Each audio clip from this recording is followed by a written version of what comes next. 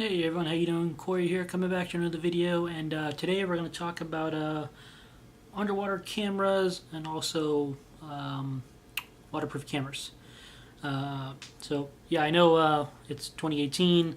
We all have smartphones. We have GoPros still around, but really phones are not really waterproof. They're water resistant.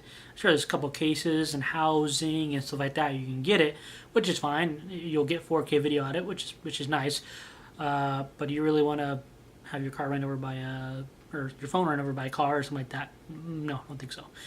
But you want to take that chance in case of the sealing is not correct on your water housing device, etc., etc.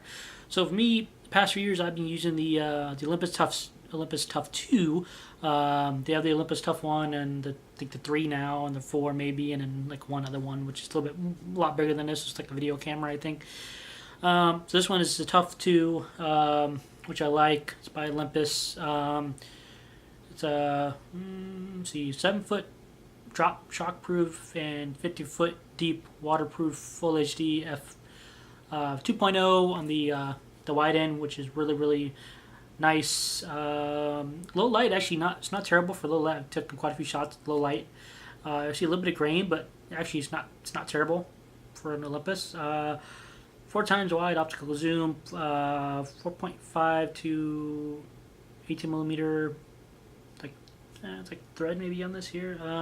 You actually take this off and put like a different lens on there, which is kind of cool. I don't do that. So on the back side, it's like your charging ports and USB here as well. On the bottom, your USB, your battery, stuff like that. Here, there's GPS, which is very nice if you want to know, where'd you go. You can kind of say, okay, it was in Bahamas, or exactly where in the Bahamas. And you notice here, it's a nice, real big LCD screen, which is nice. The buttons are really easy, really manageable, except for underwater. That's really it. That's one thing I've noticed when I would go in the pool or the ocean. You have to kind of use your fingernail sometimes with this wheel right here. Menu is good. You can actually access it. There's like 4 different type settings for underwater use, which is pretty awesome. There's wide. There's wide number 2. Then there's quite a few other ones. The HDR on this is really nice. Half the photos on my wall is actually taken with this camera with my wife on her honeymoon. Really nice considering. I think it's a. What is this? I think it's a 12 megapixel camera, maybe. Let's find out. Turn that bad boy on. Yeah. So it's gonna be 12 megapixels, 3968 by 2648. Go to 8 millimeter. I'm sorry, 8 megapixels. Sorry about that. Has an M instead of a. It all has just M, so I think of millimeter. Once it has that M. You go down to 3 megapixels. Sorry, there we go again. Or you go down to VGA. VGA is suitable for emails.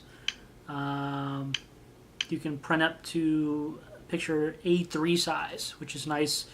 You go wide, you go tight. Quite a few different cool little things on here. I really do like it a lot. You can tell here. Zoom in on me here. Take a picture. Oh, there we go. So obviously you can't tell, but focus-wise, it's actually pretty fast. Tell you what it is: open, close, whatever. 2.0. I mean, it tells you it's 1080. Tells you how much time.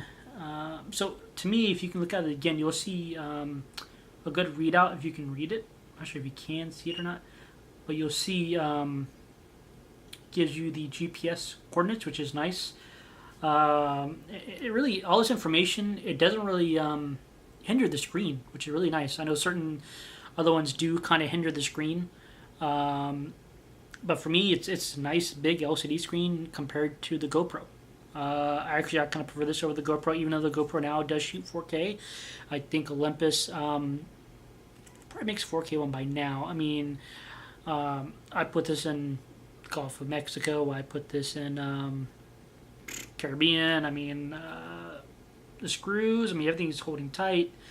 Obviously, we get in the saltwater ocean. You gotta, wipe it off and stuff like that. But I've dropped this thing a couple times.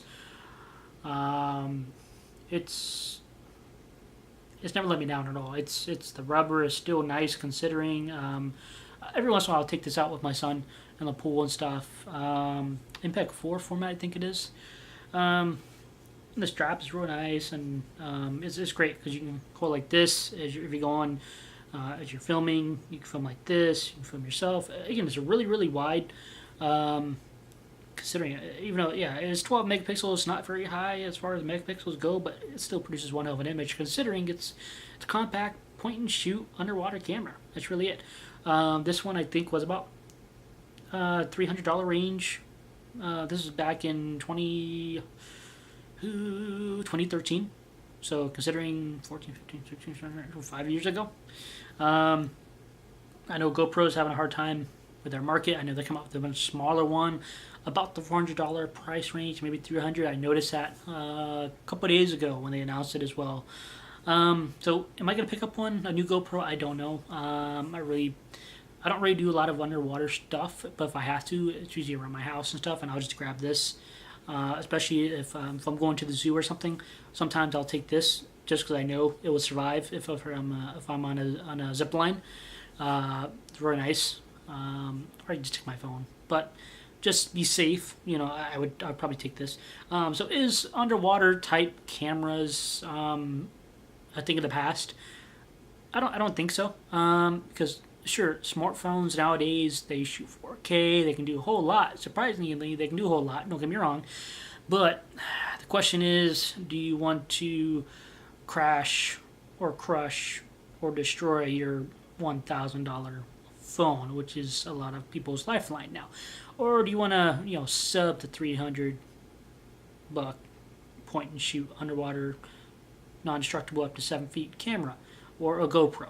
I would bet my money on this. That way it's less hard on your wallet. That's just me. So I think these cameras here, these Olympus, I think Nikon may make some still. I think GoPros, obviously, there's still a big market, still a big push for them. Do they have uses? I think they do. I really do. I don't think they're going to go away anytime soon. So I just want to share this video with you guys, kind of give my thoughts and opinions on this particular camera, but also underwater action type style cameras. One thing, Sony. I know Sony has a pretty decent action camera that's kind of been kind of on a. They're popular, but it is not making a lot of noise like GoPro is per se. But it's kind of like the equivalent to like the San Antonio Spurs if you watch basketball.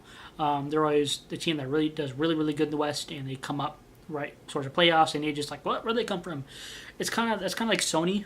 Same thing as Olympus, I think, as far as their action type underwater cameras. They're obviously they don't have the GoPro name, but they're definitely on par with GoPro, I think, in many different ways. So as far as that goes, I think there's a use for this, particularly. I don't think it's going to go away anytime soon. It may fizzle out, it may come back. Who knows? So that is it for this video, guys, and we will see you on the next one.